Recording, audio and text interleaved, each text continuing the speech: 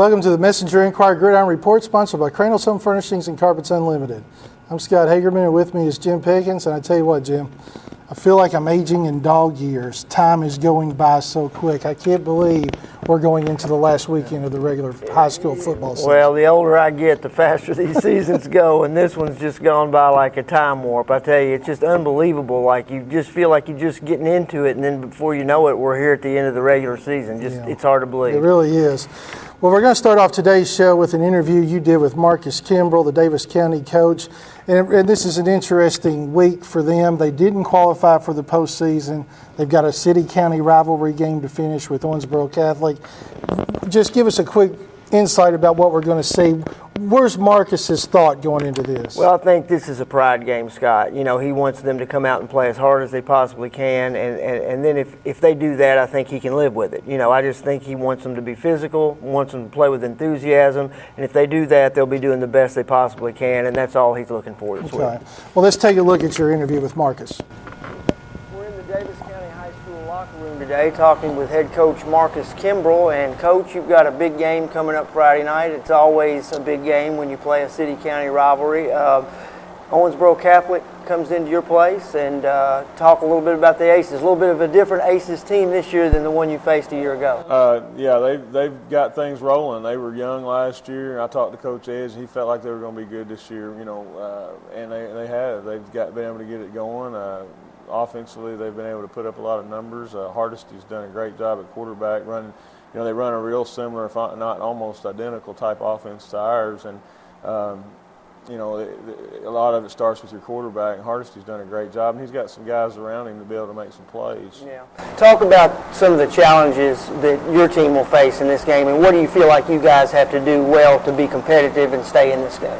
Well, I think number one thing is at this point in the season with us and where our program is this year, we've got to play with some confidence. We've got to find, you know, whatever, you know, we do positive from last week, which, you know, we did some good things last week. We've got to be able to build on that and go into this. And this, you know, this is our last game. We won't be in the playoffs. So, you know, I've told our kids this is your playoff game. So, right. So you know, we've got to.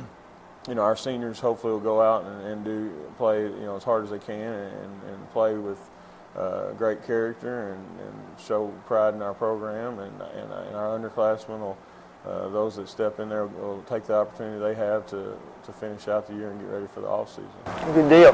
Talk about a little bit. You're coming off a loss. You're coming off a loss at Graves County, but you played pretty well in that game. That's a pretty good Graves County team, and to go on the road and I think you lose by a touchdown, that's a pretty good effort. Talk about some of the positives from that game that maybe you can parlay into this game against Catholic.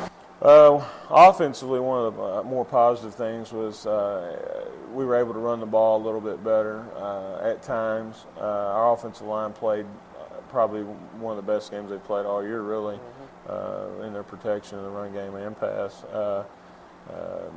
Defensively, after we got going and we got some confidence that we could play with Graves County, I felt like that they really played a lot better. You know, we spotted them 7 early, and then we decided, oh, maybe we can play with them a little bit. I don't know what switch went on, but it did at some point earlier. You know, after around midway through the first quarter, and we played with some confidence, like we played a little bit better in the way we were capable of playing, I thought. That's good. Talk about now. I know that in this last game, this most recent game, you divided time between Zach Cox and Darius Clyde at quarterback.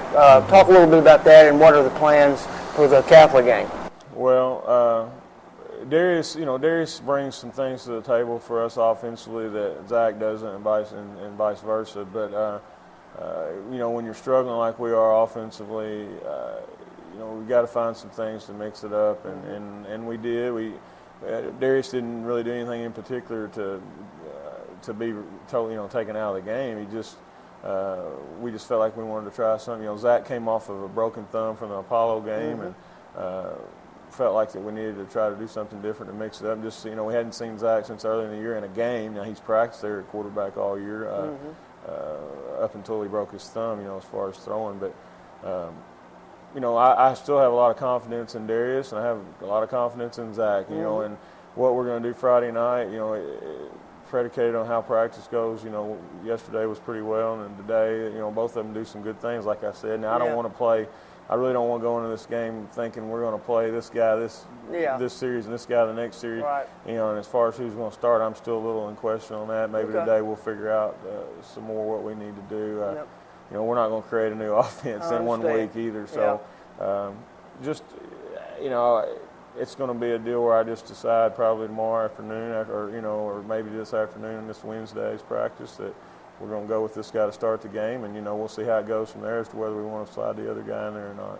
And one thing we should mention is both of these guys, when they're not playing quarterback, are pretty good players otherwise. I saw Daviess' numbers, and even though he got removed from quarterback, he was still doing some good things for you. Well, it goes back to early summer and even in June and back to spring practice, I guess. You know, Daviess was playing our split Y receiver position, and Zach was at quarterback, and they did some really great things in the summer in 7-on-7, and we had some great connections between those two, and it was going great. And then Daviess got hurt and sat out a while, and then, you know, so then we made the transition from Zach back to Daviess at quarterback. So, you know, we're just, you know, we hadn't had a lot of success offensively, and, you know, when you do that, not that, you know, we've juggled some kids around other positions. Those quarterback position stands out because that's what everyone sees, but we've moved some kids around at running backs and receivers, and even in the line we've moved some kids looking around. For the right combination. Just trying to find a combination. And the sad thing is for me and for our program, I guess, is that we're going into our game 10 and we still don't know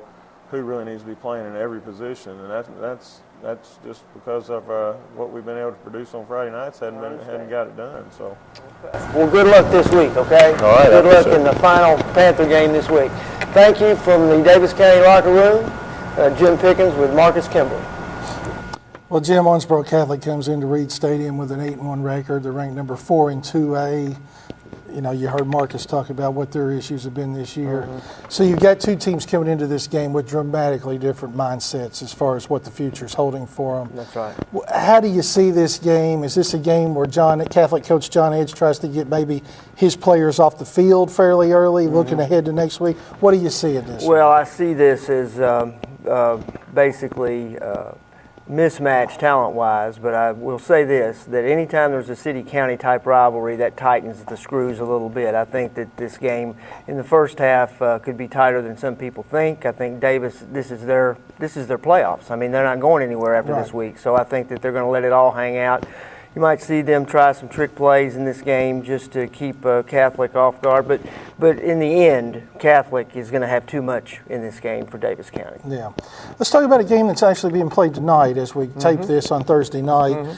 Hancock County going down to Edmonson County. Edmonson County, a nice team, 6-3. Yep. They're actually 11th. They were the first honorable mention team in the 3A poll.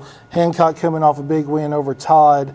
Edmonson coming off a 23-0 loss to Grayson County, which is no shame. No. How do you see this matchup, and how important is this matchup to Hancock looking ahead to getting momentum going? Well, I think that this is a vital game for Hancock. I think if you lose this game, then, boy, it's hard to go into the postseason with very much confidence, especially when you have to go back on the road. Right. This is a nice playoff test for Hancock County, going on the road. Edmonson County is a tough place to play. I mean, I started my journalism career in Bowling Green many years ago and covered some games at Edmonson County, and even when they were down, it was hard to go into Brownsville and get a win. And I think that they're going to go up against that a little bit tonight, and I think that Edmonson also, as you mentioned, is just also a very good team. They're 6-3. They've had a fine year, and Hancock County will have to play well to win this game. Yeah. I want to mention Hancock is going to Caldwell County. You mentioned they go on the road the first round of the playoffs. Correct. So that's going to be a tough test for them. Yep. Well, we're going to take a break, and we will come back and talk about a lot of other action coming up this weekend in 30 seconds.